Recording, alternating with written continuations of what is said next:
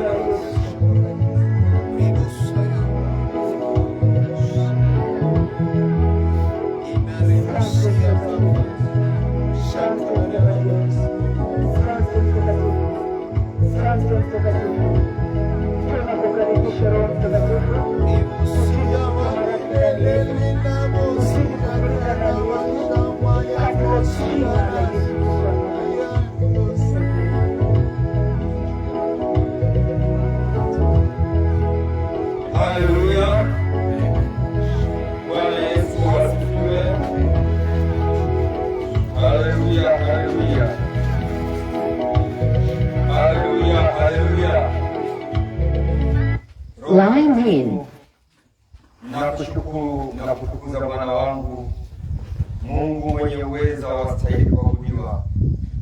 Asante kwa ajili ya majira na saa hii, Mungu mfalme. Tunaliita jina lako, wewe ni mtakatifu sana. Wewe ni Adonai, wewe ni mfalme wa wafalme. Ni nani kama wewe, Roho Mtakatifu? Tunalishuhudia jina lako nyakati hizi. Ufalme wako ni wa milele, hauna mpinzani. Karibu mgeni rasmi, Roho Mtakatifu, na kukaribisha nitumie mimi nilipotee, wewe udhihirike, Roho Mtakatifu. Neema yako ipitaye neema zote ikadhihirike sasa na hata milele, katika jina la Yesu Kristo ninaomba nikiamini, na watu tuseme amen. Makofi kwa Roho Mtakatifu. Ongeza makofi kwa Roho Mtakatifu. Haleluya, haleluya. Nakushukuru, ni kipindi kingine tena Roho Mtakatifu umenipatia, na asante kwa ajili ya watu hao walioandaa siku ya leo. Asante kwa ajili ya kizazi hiki, asante kwa ajili ya nyakati hizi. Jina lako liendelee kutukuka. Somo la leo lina kichwa cha habari kinachosema upendo. Usijiulize, mara nyingi umesikia habari ya upendo. Upendo ni udhihirisho wa Mungu mwenyewe. Upendo ni udhihirisho wa nani? Wa Mungu mwenyewe. Tutaliona hilo kwa wazi kabisa siku ya leo. Ninaomba andaa moyo wako, andaa kwa jina la Yesu Kristo, na Mungu mwenye enzi anaenda kusema na wewe siku ya leo katika jina la Yesu.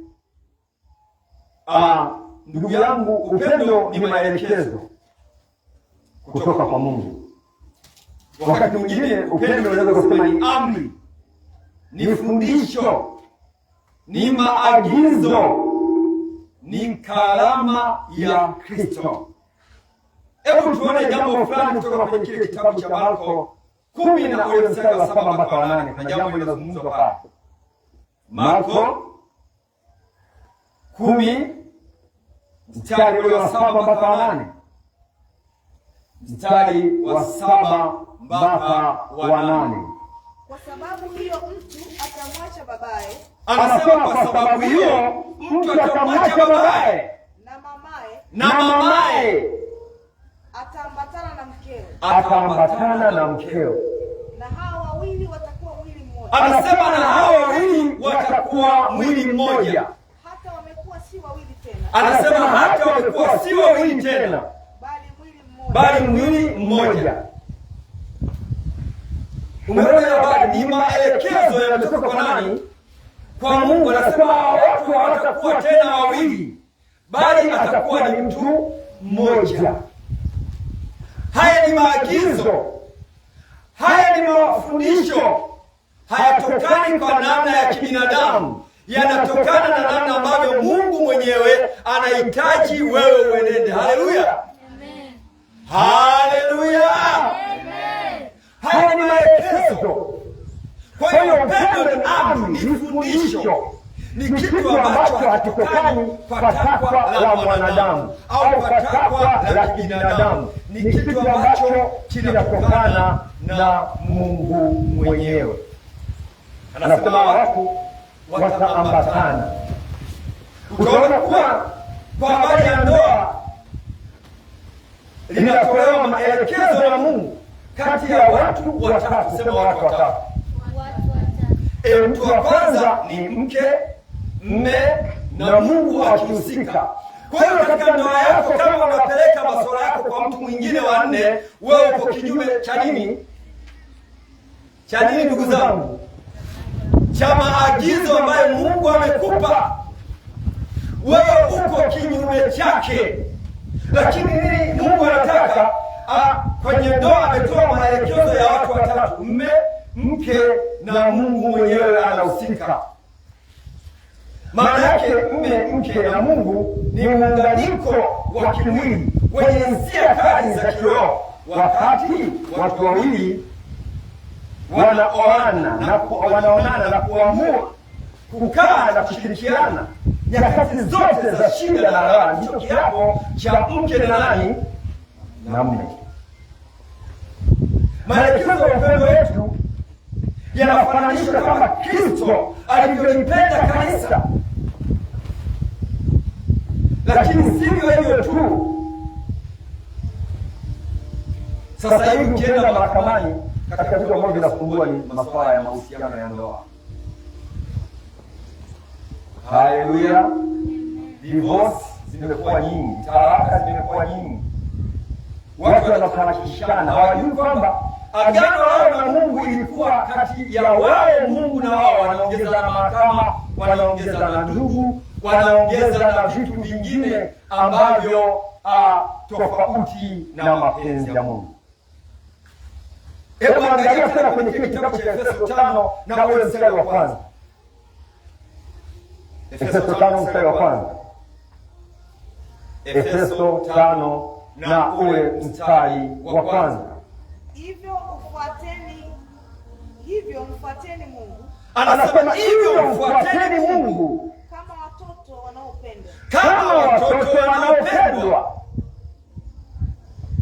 Hivyo mfuateni nani?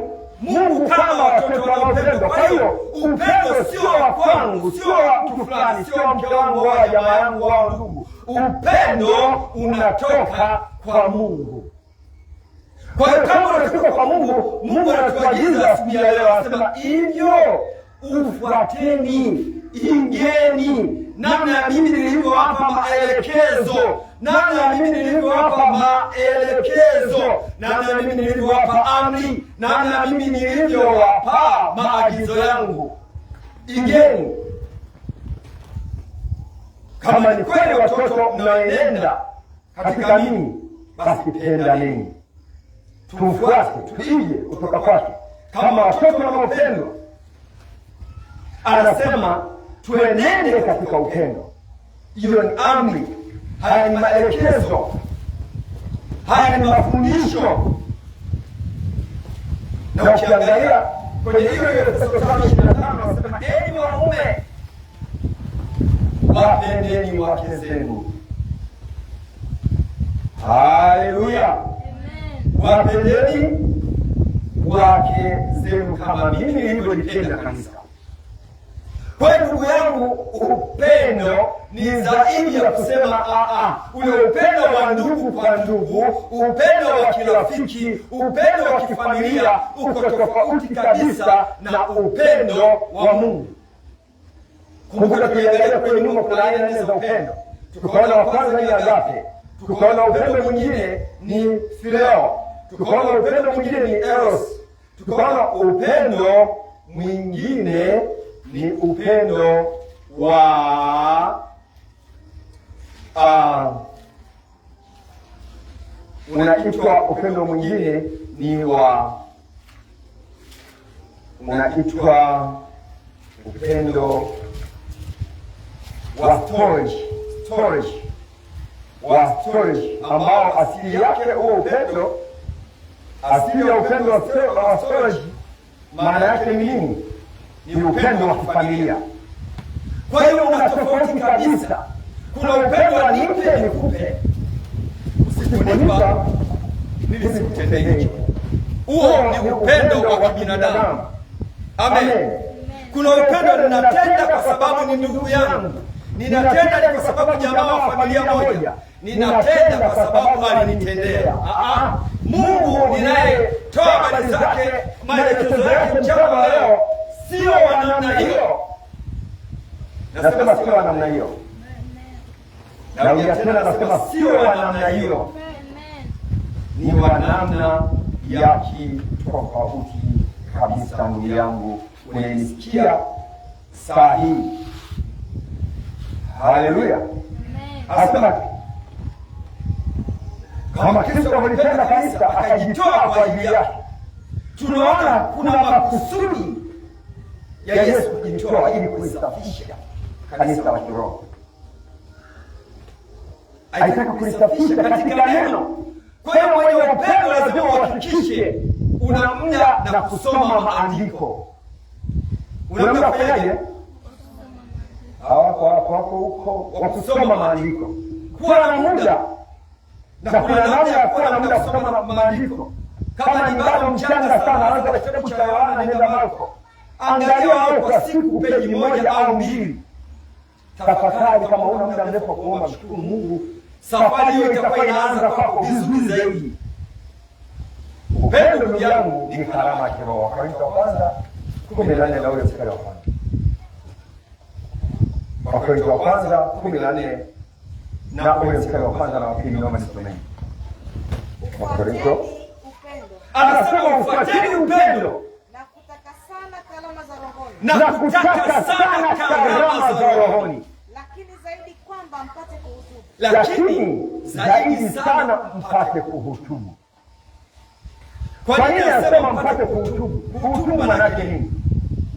Haleluya.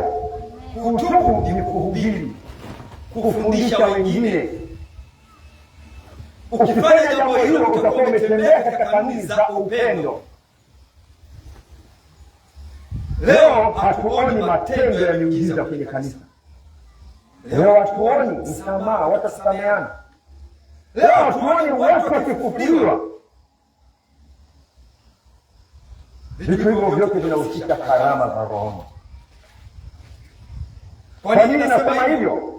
Paulo alikuwa akiwaambia kanisa la Korintho kwenye Wakorintho wa kwanza 13 na ule mstari wa kwanza. Nijaposema kwa lugha za wanadamu, Anasema nijaposema kwa lugha za wanadamu na za malaika, kama sina upendo,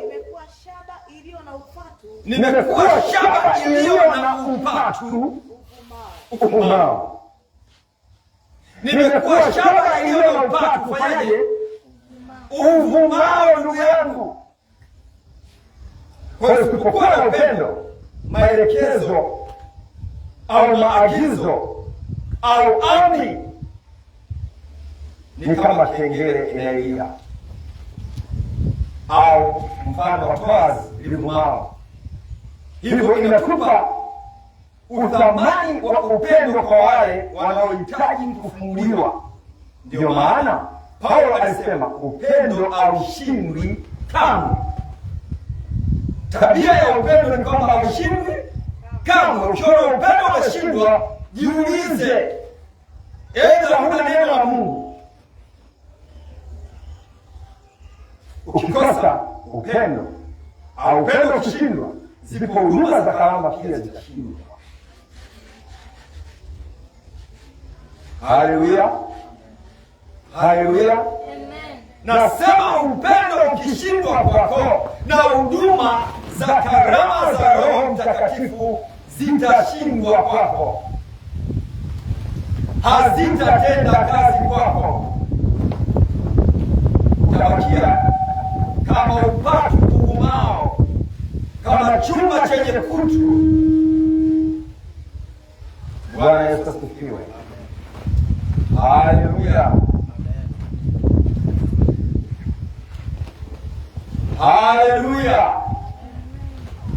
Haleluya, haleluya. Anasema ni kama mtu kupiga kengele, makelele tu. Bwana Yesu asifiwe. Haleluya. Wewe umekuwa kama upatu umao. Ndipo tunaanza kuona mfano unabii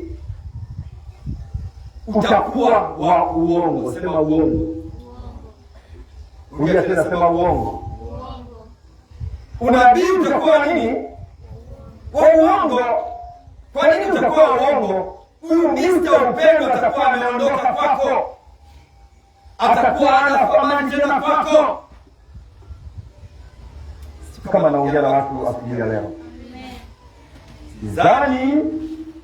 Haleluya.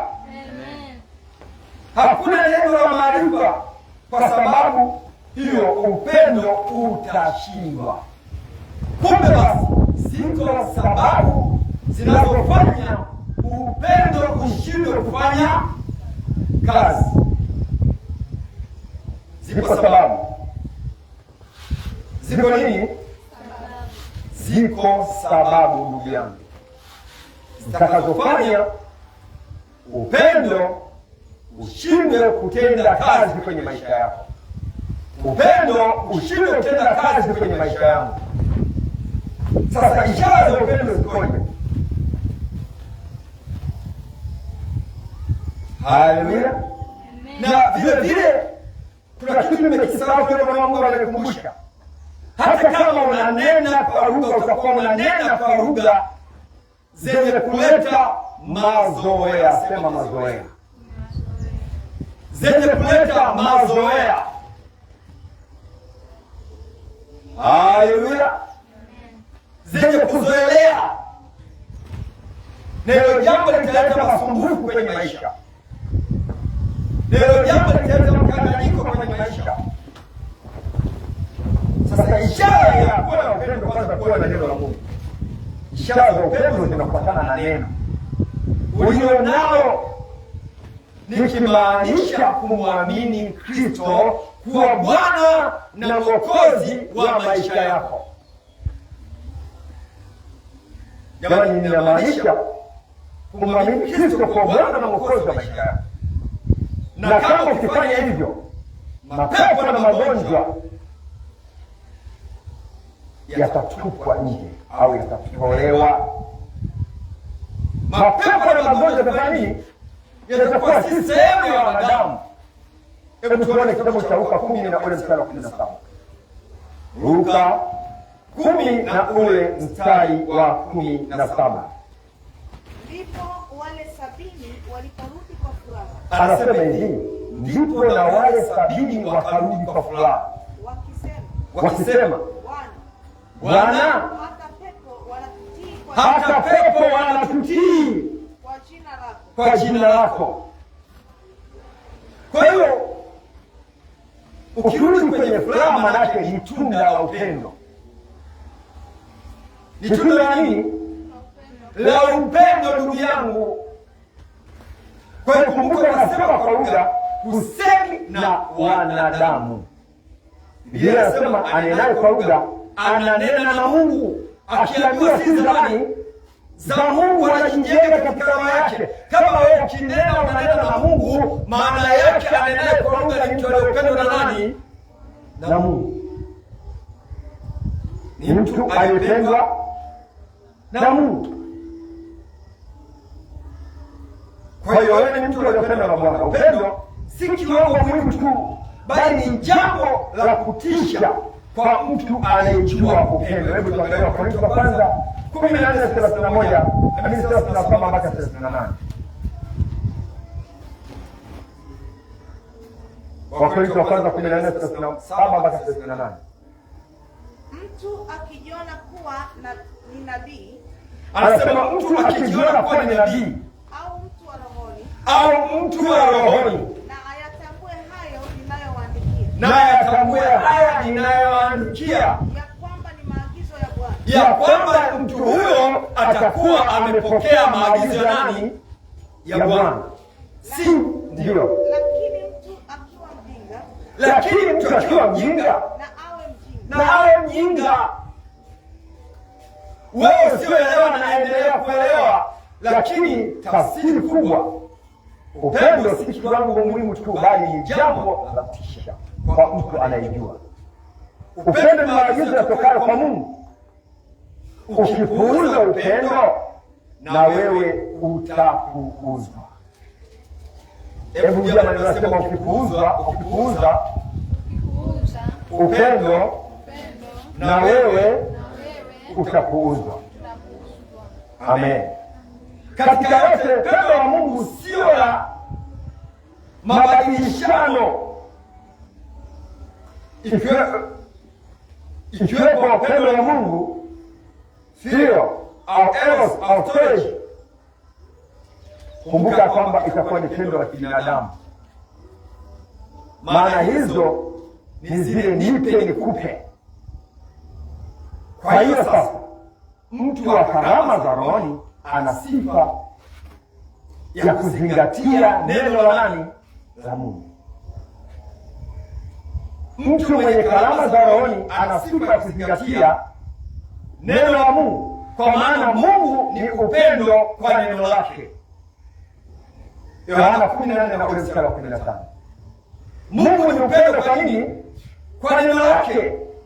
Yohana 14:15.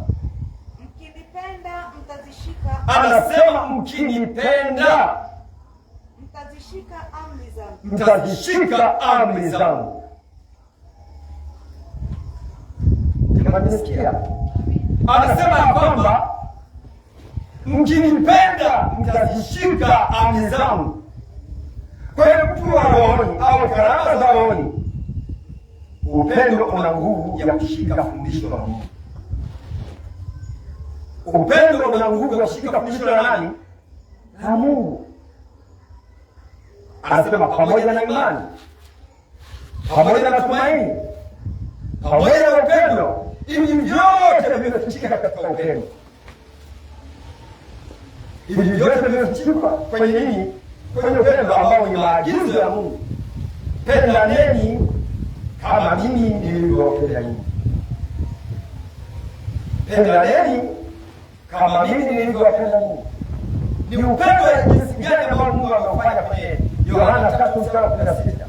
Anasema kwa jinsi hii Mungu aliupenda ulimwengu hata akamtoa mwanaye wa pekee, ili kila mtu amwaminie asipotee, bali awe na uzima milele. Ametoa kile kilicho bora kwake. Ndugu yangu, upendo ni maagizo. Anasema pendaneni kama mimi nilivyowapenda ninyi. Pendaneni kama mimi nilivyowapenda ninyi. Ni agizo, ni fundisho, ni amri. Upendo unaleta saburi. Hata kama kuwa na mateso, sema mateso. Rudia tena mateso. Unaonekana kweli mnapitia kwenye mateso. Macho hapa tutamka. Haleluya. Mateso. Neema ndo kabisa sasa. Haleluya. Bwana Yesu asifiwe. Amen. Anasema hivi, upendo unaleta saburi. Upendo unaleta uvumilivu. Pia saburi inaleta udhibiti wa moyo wa upendo. Hebu tuangalie Warumi 5:3, wa pili mpaka wa 5. Warumi 5:2 mpaka wa 5. Warumi 5. Ambaye kwa yeye tumepata kwa njia ya imani. Anasema ambaye kwa yeye huo upendo tumepata kwa njia ya imani. Kufikia neema hii ambayo mnasimama ndani yake. Kufikia hiyo neema ambayo tunasimama ndani yake. Na kufurahi katika tumaini la utukufu wa Mungu. Na kufurahi katika tumaini la utukufu wa Mungu. Wala si hivyo tu. Anasema wala si hivyo tu, ila namfurahi katika ziki pia. Na mfurahi katika ziki pia. Mkijua ya kuwa dhiki au mateso kazi yake ni kuleta saburi. kazi yake ni kuleta saburi. Na kazi ya saburi ni uthabiti wa moyo. Na kazi ya saburi ni uthabiti wa moyo. Na kazi ya uthabiti wa moyo ni tumaini. Na kazi ya uthabiti wa moyo ni tumaini. Na tumaini halitatahayarishi. Na tumaini halitatahayarishi. Kwa maana pendo la Mungu limekwisha kumimina. Kwa maana pendo la Mungu limekwisha kumimina ndani ya mioyo yetu. Katika mioyo yetu na Roho Mtakatifu. Na Roho Mtakatifu tuliopewa sisi. Amen. Kwa hiyo pia saburi inaleta uthabiti wa moyo wa upendo. Kwa hiyo ukiona kulaumiana, sema kulaumiana. Kusemana, sema kusemana. Kuto kuheshimiana, sema kuto kuheshimiana. Kudharauliana, sema kudharauliana. Ujue mahali hapa mashutumu, sema mashutumu. Na shida zote unazoziona ni kukosa upendo, kama tumaini ni upendo. Haleluya. Ukiona kuna mashutumu, malaumu, shida, manunguniko, ala kadha wa kadha ndani yako, ndani ya familia, ndani ya maisha yenu, jua kabisa Mr. Upendo ametoka. Nasema jua kabisa Mr. Upendo kwa nini? Ametoka. Haleluya. Jana nikiwa barabarani maeneo fulani, nilikuta mama fulani jana wanatoka kwenye ibada, sema kwenye ibada. Lakini mimi nilikuwa naendesha. Haleluya. Nilikuwa nafanyaje? Nilikuwa naendesha. Wakati naendesha, nini kilitokea? Nikawa nasikia ya mama wanasema sisi kazi yetu tuko kwenye jumuiya, ile tunamtembelea, yeye atutembelea sisi. Tayari kuna manunguniko. Sema manunguniko. Rudia tena, sema manunguniko. Ujue upendo kwa watu, nikagundua hakuna upendo. Mwenye upendo hahesabu mabaya. Haleluya. Mwenye upendo anajua namna ya kutengeneza. Bwana Yesu asifiwe sana. Bwana Yesu asifiwe. Kwa mtu mmoja alipanda mti, akategemea kama atapata matunda kwa huo mti. Akategemea sasa nini? Atapata matunda kwa huo mti. Leo hii unaweza kukaa na familia ambayo si ya kwako kwenye nyumba yako, watu wawili, watatu, wanne. Amen. Unategemea watoto unawasomesha, unategemea watoto unawatunza, siku moja watakuwa msaada kwako.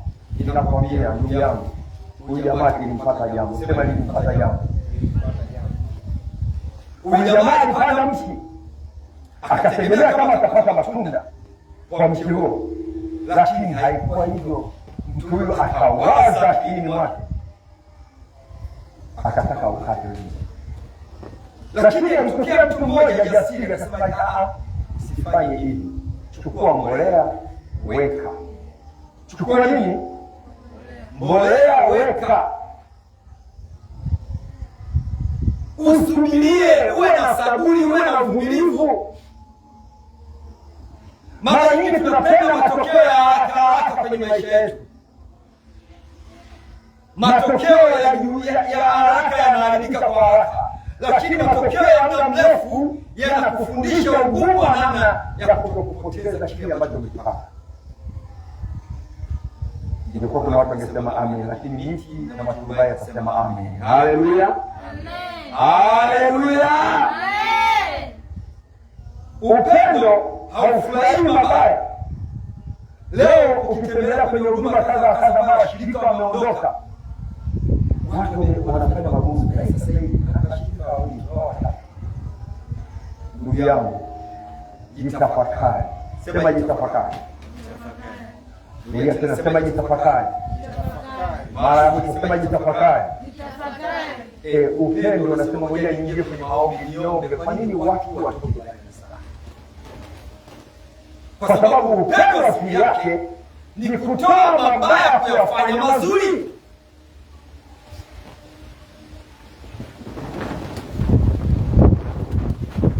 kutoa mabaya kwa nini? Yawe mazuri. Tunaweza kuona mchungaji yuko ovyo ovyo, jamani, babake kwa mchungaji yule, mbona niko ovyo ovyo tu? Muombee. Chukua jukumu ufanyaje la kumwombea. Acha mashutumu, acha laumu, acha maneno ya chini chini. Nasema hata maneno ya nini? Ya chini chini, yatazimisha kalamu ulizokuwa nazo. Yatazimisha kalamu ulizokuwa nazo. Inawezekana kuna maeneo yako vizuri sana, lakini hata kuchanganya maneno ya mtaani na maneno ya Mungu, maana Mungu ni upendo. Haleluya. Usimpe nafasi ibilisi kwa kutamka vitu ambavyo vitaharibu uwepo wa Mungu ndani yako, vitaharibu neema ya Mungu ndani yako. Mungu ana jambo na wewe, yamkini anataka uende mbali sana, lakini kwa kuto kujitambua unajivuta mwenyewe kwa kamba yako mwenyewe. Sijui nini kitatokea. Ni hatari sana kwenye maisha, ni hatari sana kwenye maisha. Sikiliza, muovu anatengenezwa kwa mwenye upendo. Sema, muovu anatengenezwa na mwenye upendo. Utaniambia kwa nini unasema hivi? Haleluya, haleluya. Mtu akikutendea mabaya, lakini bado wewe unaendelea kumtendea mema, mabaya yake hayataonekana. Watu wataona ushirika wako katika mema unayomtendea. Lakini ukilipiza mabaya kwa mabaya, wote mtaonekana mabaya.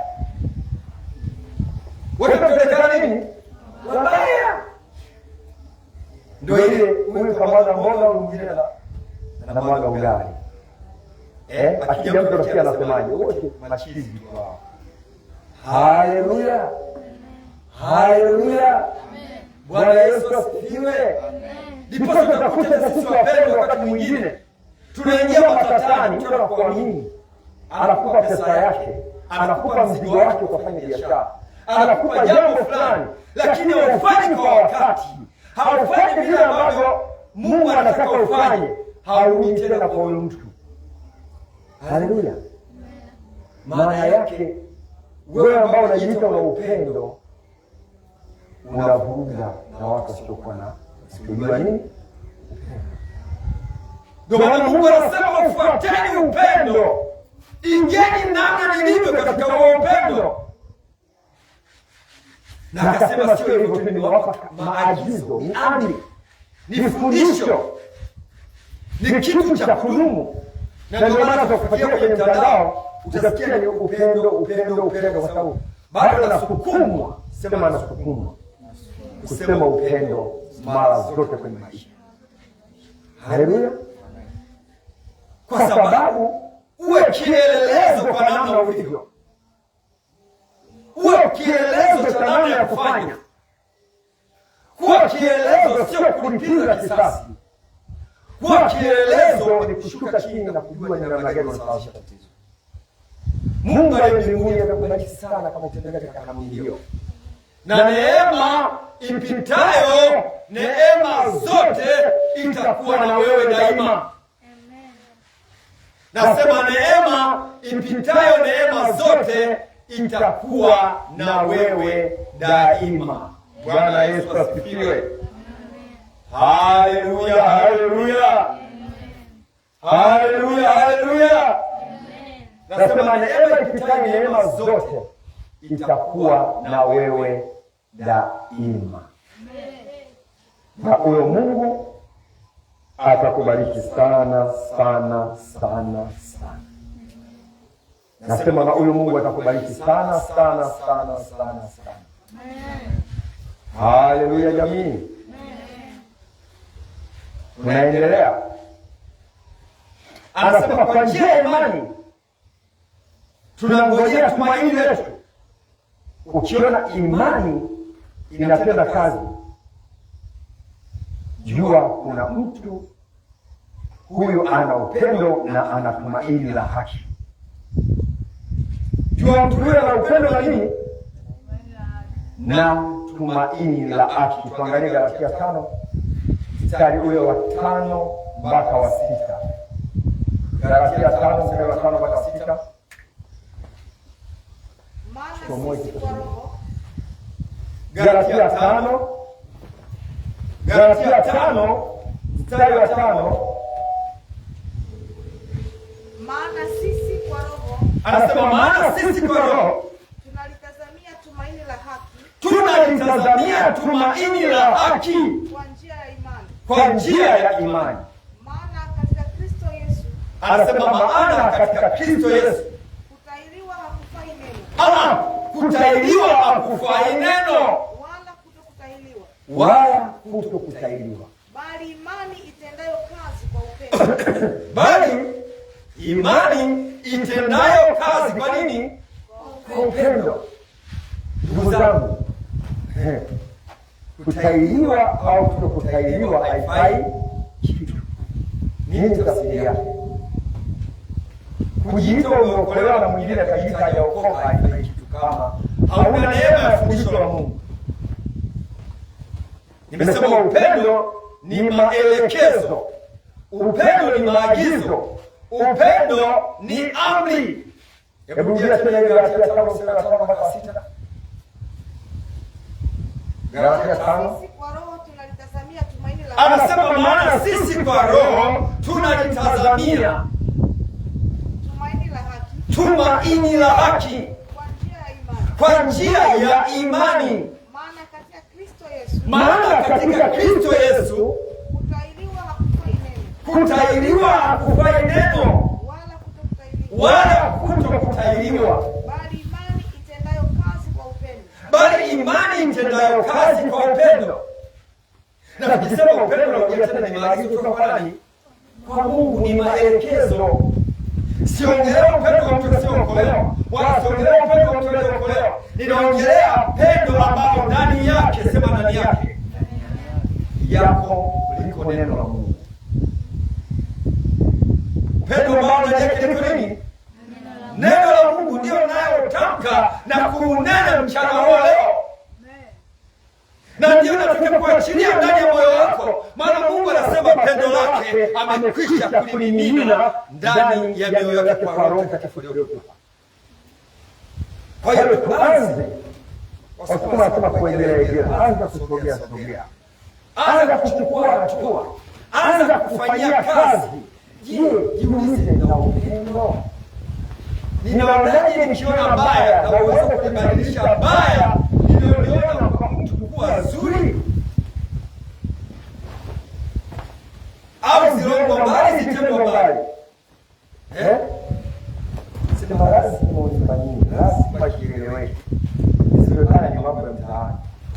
Wewe ambaye una neno la Mungu, tafakari kwa kina, ingia kwa ndani, ona namna ambavyo Mungu ana haja na maisha yako. Ona ambavyo Mungu ana haja na wewe. Na huyo Mungu atakujaza.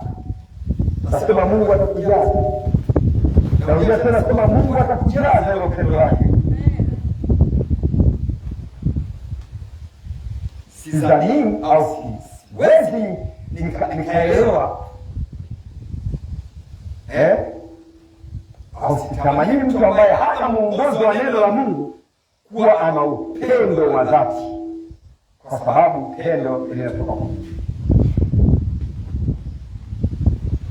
Nimesema kuna upendo wa nipe nikupe, upendo wa kifamilia, upendo wa kimapenzi, mtu wake wametendana. Siongelee huo, ninaongelea upendo wenye neno la Mungu, upendo ambao utatoa matokeo kwako, upendo ambao utakuwa na udhihirisho.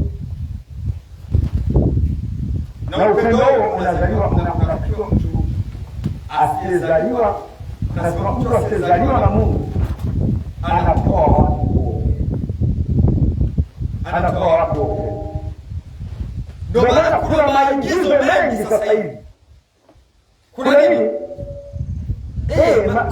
Comedy nyingi. Comedy ziko nyingi. Jana nilikuwa na naangalia habari fulani, nilipokuwa naisoma kasemaje, mara tu unapookolewa uwe na shauku ya kushuhudia watu wengine, uwe na shauku ya kushuhudia watu wengine. Mimi nyakati zangu nilikuwa uwezo kanipitia mbele bila kukwambia habari za huyo Yesu. Inawezekana kupitia somo hili na neno tukafanya matengenezo. Haleluya. Ilikuwa siwezi ukanipitia mbele nisikwambie habari za Yesu wangu, nisikwambie namna ambavyo Yesu ameniokoa, ukuu wa Kristo na namna ambavyo Kristo anatenda kazi kwenye maisha yangu. Kwa sababu aliponitoa Yesu, najua ni upendo, ni neno lililonifanya mpaka leo nasimama mbele zako. Hakuna namna nyingine, hakuna ujanja mwingine, hakuna nguvu nyingine, hakuna, bali hakikisha unaishi katika pendo la Kristo. Hakikisha ya kwamba pendo la Kristo linakuwa ni sehemu ya maisha yako. Hakikisha sana ndugu yangu. Haleluya. Tena hakikisha sana hilo pendo la Mungu linakuwa sehemu ya maisha yako. Sasa kuna kanuni za maisha mapya. Sema kanuni za maisha mapya. Haleluya. Kanuni za maisha mapya ni kuvua uongo na kuikalisha kweli. Vua nini? Uongo. Vua uongo.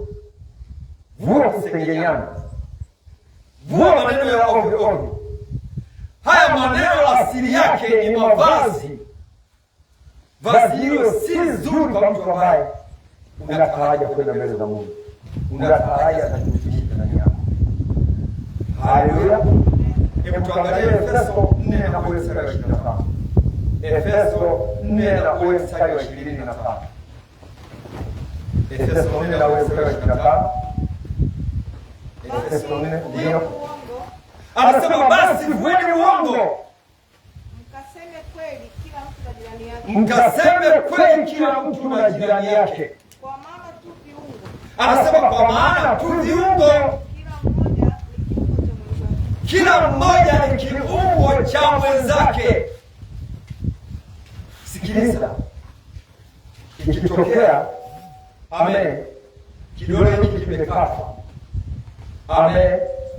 utendaji wa kidole hiki utakuwa ni mgumu, ndugu zangu. Utakuwa ni mgumu. Ikitokea sikio hili limeziba, ili nasikia litamwafiki na huyu anayesikia, litaleta madhara. Watu wanakuangalia wewe, watu wanatathmini kazi zako kupitia wewe. Wewe ni kielelezo. Vua masengenyo, vua uongo, vua kunena maneno ambayo hayana msingi, mtu ambaye una neema. Haleluya. Haleluya. Vueni utu, vueni mavazi ya uongo. Nyingine sema kuna kwenda shule. Hawezi. Sasa kuna kitu kingine vile kisema kesho. Keki inategemea na mchanganyo uliokuwa nao. Amen. Keki inategemea mafuta. Ile mafuta yanayoingia maakili au ni mafuta hayo ya mwanzo. Tunaona keki ile nzuri. Keki inategemea sufuria unayopikia. Ni sufuria gani unapikia? Haleluya. Keki inategemea mahali ulipochanganyia pakoje. Pakiwa na mchanga na yenyewe utakutoa mchanga ndani yake. Eti kaka, uongo kweli? Wewe ni keki. Angalia mazingira ya kujitengeneza, angalia mazingira ya kuishi, angalia namna ya kuenenda. Ndio maana Mungu akasemaje? Hao wamekuwa wawili, hao wawili wamekuwa sio wawili tena, wamekuwa ni mwili ni mmoja. Maana anachofanya Kristo ndicho na wewe ufanye. Anachohitaji Mungu ufanye na wewe fanye hicho hicho. Ufuateni upendo. Ingeni namna ya kuenenda. Fanya sawa sawa na Mungu wako. Haleluya. Haleluya. Kuna kidonge ni kigumu sana keleza hivyo hivyo. Haleluya. Mtu mwenye upendo anageuza mtu mwongo anakuwa salama. Mtu mwongo anakuwa nini? Salama. Nitatoa mfano ule pale nyuma kwa habari ya makanisa. Leo tunaona makanisani watu wenye upendo wanawaharibu kabisa waovu kuwa waovu maradufu. Wanakuwa waovu maradufu. Mtu anataka kuja ili abadilishe, lakini anaisoma namba ya wewe mtu mwenye upendo, anaona Waswahili wanasema huyu ni kanjanga huyu. Wewe mambo yake ni kanjanga. Haieleweki. Upo? Haieleweki. Also brother, haieleweki. Kwa kama haieleweki, huwezi kumbadilisha mtu mwingine. Huwezi kabisa. Haleluya. Ukiona uvumilivu umetoka kwako, ukiona ufadhili umetoka kwako, ukiona utu wema umetoka kwako, ukiona uwezi kukadhibisha mabaya, jua upendo umetoka kwako. Wewe unaenda tu kama wanavyoenenda watu wa dunia hii, na haitakusaidia. Maandiko yanasema hatujui saa. Hatujui nini? Saa wala muda ambaye Mwana wa Adamu atakuja kuchukua roho yangu, roho yako mpendwa. Hatujui muda, hatujui saa, hatujui nyakati ya kujiliwa kwetu. Kwa hiyo kama hatujui, jitunze kila wakati. Hakikisha moyo wako haubebi mwanadamu, unabeba neno la Mungu. Hakikisha maisha yako ya kawaida hayaendani kwa namna ambayo wanadamu wanakujua. Wewe ugeuzwe uwe mtu mwingine kwa utukufu wa Mungu. Bwana Yesu asifiwe. Haleluya. Tuenende katika pendo la Mungu. Tuenende.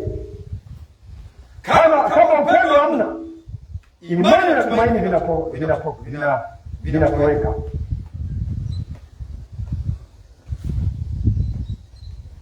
Kitakachotupeleka mbinguni, sema kitakachotupeleka mbinguni ni tumaini au imani na upendo.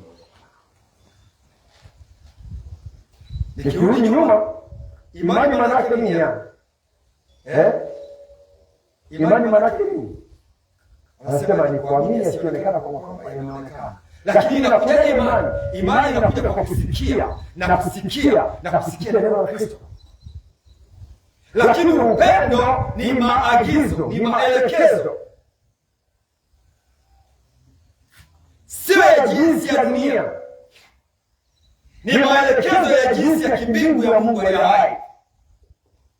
Kama Mungu anasema mgeuze nia zenu msifuatishe namna ya dunia hii. Ni maelekezo. Maana kuna namna ambavyo watu wa dunia hii wanaenenda. Kwa hiyo ametupa amri, ametupa fundisho. Sasa tunasema hivyo amri maana yake ni amri, maana yake ni fundisho. Mungu ametufundisha tutembee katika upendo. Tuendelee katika upendo. Hebu tuone Wakolosai 1 mstari wa 4 mpaka wa 5. Wakolosai 1 mstari wa 4 mpaka wa 5. Wakolosai 1 mstari wa 4 mpaka wa 5. Tangu tuliposikia habari za imani yenu. Anasema tangu niliposikia habari za imani yako Yohana, kwamba umeanza kuabudu katika roho na kweli. Katika Kristo Yesu. Na upendo ulio nao kwa watakatifu wote. Anasema na upendo ulio nao kwa watakatifu wote. Kwa sababu ya tumaini kwa sababu ya tumaini. mliowekewa akiba mbinguni, Kuna tumaini tumewekewa akiba mbinguni. ambalo habari zake mlizisikia Anasema ambao habari zake mlizisikia zamani kwa neno la kweli ya Injili, zamani kwa neno la kweli la nini? La Injili. Kwa hiyo tumaini ni malipo ya baadaye. Tumaini ni nini? Ni malipo ya baadaye. Lakini kuna neno linalotokana na habari njema ambayo ni Injili, kwa sababu ndani ya Injili kuna uwezo wa Mungu upatao wanadamu kuokolewa. Je, umekuwa chachu ya kusambaza habari njema? Umekuwa kielelezo cha kusambaza habari njema? Kwa hiyo ukijua hayo yatakusaidia sana, yatakupeleka kwenye ngazi nyingine. Haleluya, haleluya, haleluya. Hebu rudia tena Marko 10 mstari wa 7 na 8. Natamani pale kukaa, lakini tutaangalia tena kitabu cha Mwanzo, Mungu alisemaje. Marko 10 mstari wa 7 na 8. Naomba rudia tena. kwa sababu hiyo Anasema kwa sababu hiyo mtu atamwacha babaye mtu atamwacha babaye na mamaye, na mamaye, ataambatana na mkewe, ataambatana na mkeo, na hao wawili watakuwa mwili mmoja. na hao wawili watakuwa mwili mmoja. Hata wamekuwa si wawili tena, Hata wamekuwa si wawili tena, bali mwili mmoja. bali mwili mmoja. Sikiliza, wewe ni mfano, ni maelekezo kutoka kwa Mungu, lakini Mungu alitaka kutuleta katika tendo halisi la mwanae Yesu Kristo. Alitaka kutuleta kwenye tendo halisi la nani? La mwanae Yesu Kristo wa Nazareti. Kwamba ushirika ule wa kimwili ambao hutaki kuhusisha na watu wengine, ambao majibu yake yanatoka kwa Bwana, ni ushirika huo kuwa na Yesu. Amen. Ni ushirika huo kuwa na nani? Na Yesu, ambao Injili inaleta tumaini, Injili inaleta upendo. Upendo ni maelekezo, upendo ni maagizo, upendo unatoka kwa Mungu. Haleluya. Narudia tena, ukitaka kutengeneza maisha yaliyo sahihi, jifananishe na keki. Hivyo nini kinatokea kama moto ukiwa mkali kwenye keki? Moto ukiwa mkali unatokea nini? Hajasikia mama yino. Eti mama, nini ukiweka moto mkali? Kwa hiyo uzuri wa keki unafanya nini? Kama ngano umeokota tu. Mwingine nasikia kuna ngano ya chapati, nasikia maandazi, ngano ya nini. Wewe unataka kutengeneza kitu kilicho bora. Unaokota kibaki yake kwa ngano cha chapati, ngano kama maandazi, sile mali tu. Lazima tufanye vitu vyenye ubora. Tutoke kwenye wastani, tuingie kwenye neema nyingine. Tuingie kwenye neema nyingine. Haleluya. Bwana Yesu asifiwe. Tabia ya keki sio kula mwenyewe. Hivyo nani anataka kuona keki ilivyo? Umeonaje? Hebu unaweza kusema jambo? Umeonaje keki ilivyo? Haleluya. Keki hata kama ikiwa ya kuzaliwa kwako, keki hata kama ikiwa ya ndoa, keki ikiwa ya furaha yoyote, lazima ikate vipande vipande, wamegeuza watu. Yaani ni inasababisha pendo la kweli. Tena wakati mwingine anakata mtu anakuisha. Hebu fikiria kile kikutumizia tu hivi.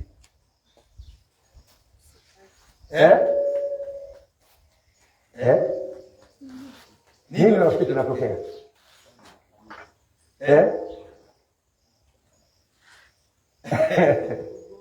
Haleluya.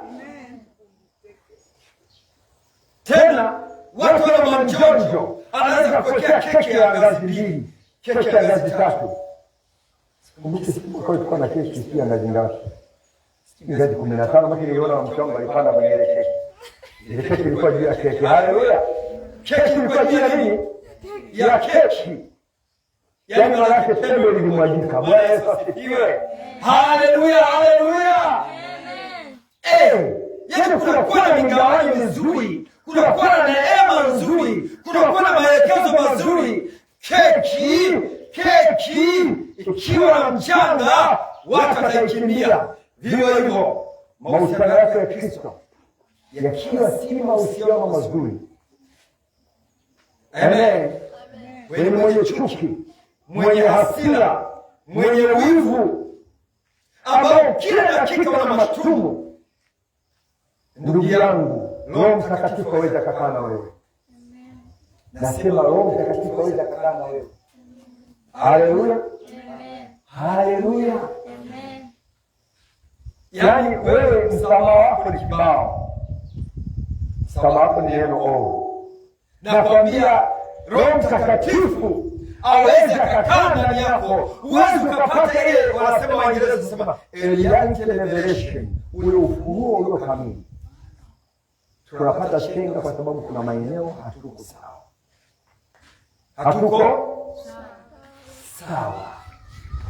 Hatuko sawa. Haleluya. Hatuko sawa. Na hilo swala naendelea sana kumsilimu. Ikiwa usiku wa manane nilikuta mwanaume amevaa gauni tena. Yaani kama sielewi Mungu kwenye kwa ananionyesha mambo yake. Ndugu zangu, tunahitaji kubadilika. Amen. Tunahitaji kubadilika. Tubadilike. Na nikaona kikosi cha watu wanaofanana na wale. Yaani wanaume lakini wamejigani wanavaa magauni. Na wewe mwingine kana pita ile. Mungu maana yake nini? Maana yake dunia iliharibika. Haleluya.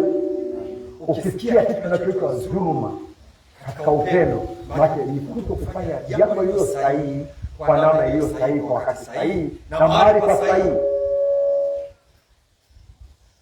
Kwa hiyo tafakari. Ndio maana kabla ya yote Mungu alisema akaumba. Alipoumba likatokea anguko. Lakini lilipotokea anguko akaleta ukombozi. Alipoleta ukombozi akaleta utimilifu kwa kutuletea Roho Mtakatifu. Kwa hiyo ni namna unavyokaa mahali pa kazi na mahali sahihi na nini unafanya kwa wakati huo.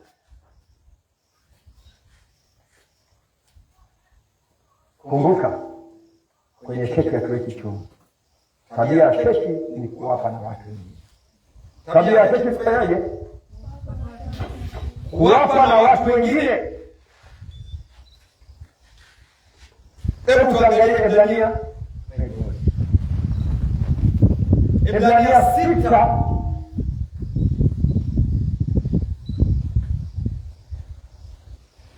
Ibrania 6 mstari ule wa 10 mpaka 12.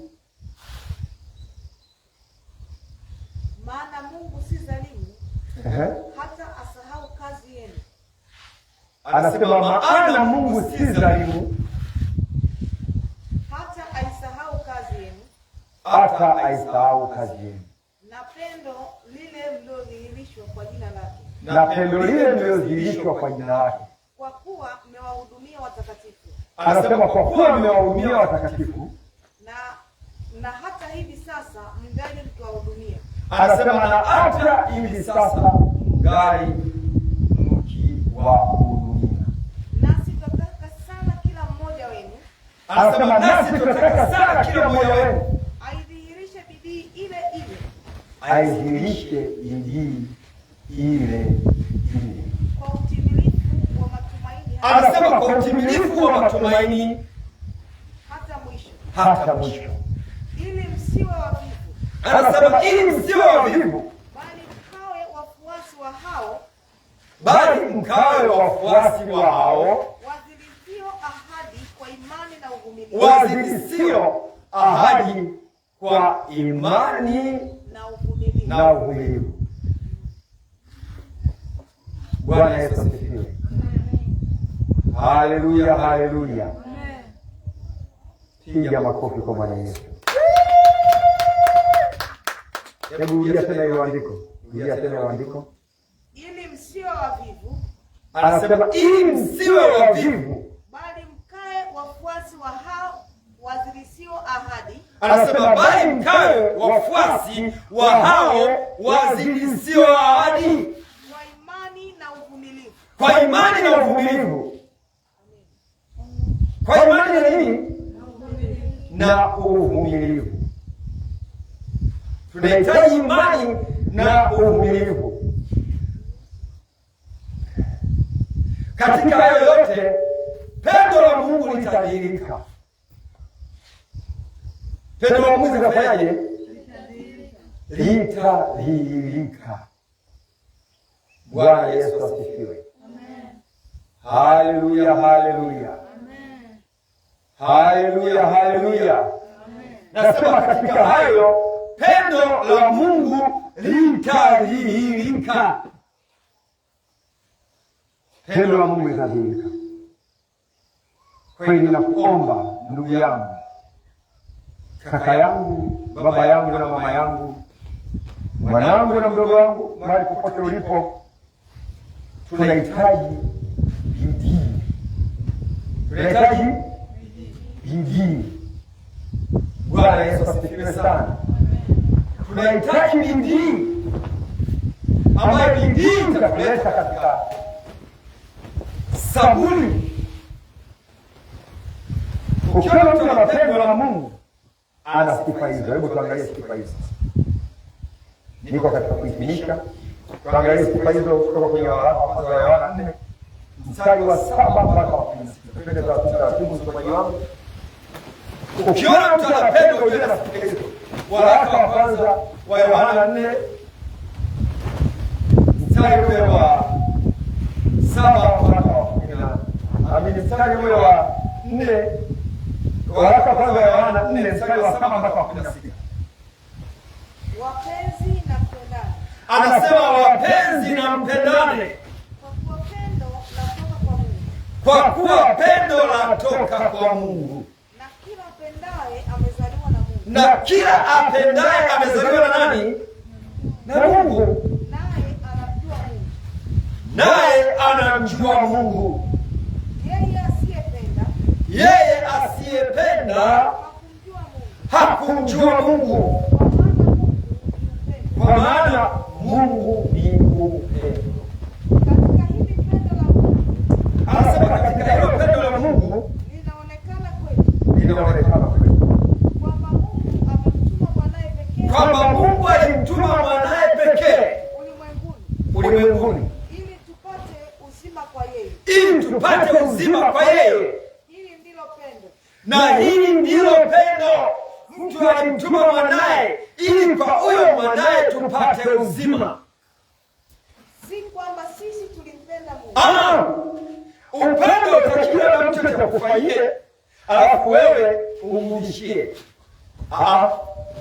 Upendo uko hivyo, na watu wengi wanapenda hivyo, kwa sababu mimi huwa namtembelea sana Naniu, namtembelea sana mtumishi wa Mungu hana nyumbani kwake. Amina. Basi anasema na yeye anakuja nyumbani. Haleluya. Pendo lina tabia hiyo. Pendo linafanya bila kukosa, bila kuacha. Urudishe fadhila, usirudishe. Ushukuru, usishukuru. Pendo linaendelea kudumu. Bwana Yesu asifiwe sana.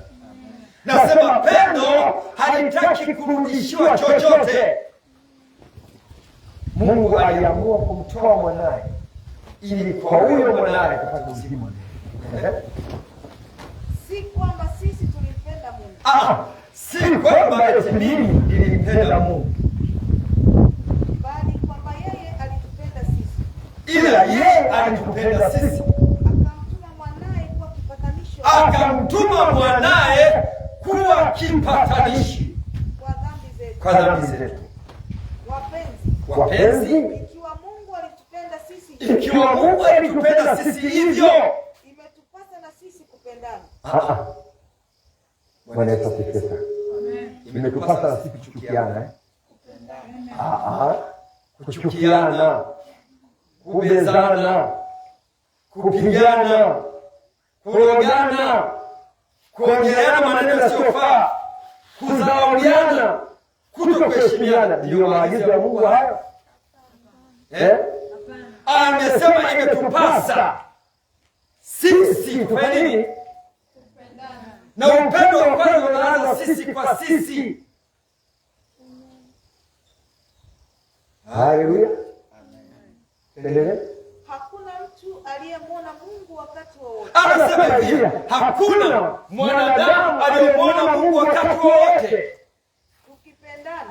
Tukipendana, Mungu hukaa ndani yetu. Mungu atakaa ndani yetu. Na pendo lake limekamilika ndani yetu. Na hilo pendo la Mungu litakuwa na ukamilisho ndani yetu. Katika hili tunafahamu ya kuwa. Anasema katika hilo tunafahamu ya kuwa tunakaa ndani yake. Tunakaa ndani yake. Naye ndani yetu. Naye ndani yetu. Kwa kuwa ametushirikisha Roho wake. Kwa kuwa ametushirikisha Roho wake. Na sisi tumeona na kushuhudia kuwa. Na sisi tumeona na kushuhudia kuwa Baba amemtuma mwana kuwa mkombozi ulimwenguni. Baba amemtuma mwana kuwa mkombozi kwa wengi. Kila akilia kuwa Yesu ni mwana wa Mungu. Mchana wa leo kila atakayekiri ya kwamba Yesu ni mwana wa Mungu, Mungu hukaa ndani yake. Mungu atakaa ndani ya huyo mtu, Naye ndani ya Mungu. naye atakuwa ndani ya Mungu. Nasi tumelifahamu pendo alilonalo Mungu kwetu sisi. Naye tutakuwa tumelifahamu ile pendo aliyokuwa nayo Mungu kwetu sisi Na na kuliamini. kuliamini. Mungu ni pendo. Mungu, ndugu zangu, ni pendo. Naye akaaye katika pendo. Naye akae katika maelekezo ya Mungu, Hukaa ndani ya Mungu. anakaa ndani ya huyo Mungu, Na Mungu hukaa ndani yake. na Mungu atakaa ndani yake. Amen. Amen. Simama pale ulipo, simama tu, yote pale ulipo. Naomba nyimbo moja ya kuabudu, ndio kumwabudu Bwana dakika chache. Haleluya. Hebu abudu kwa kichwa, kwa kina. Anasema yeye aliona upendo huo, Mungu anakaa ndani yake. Malaika wanaimba sifa zako.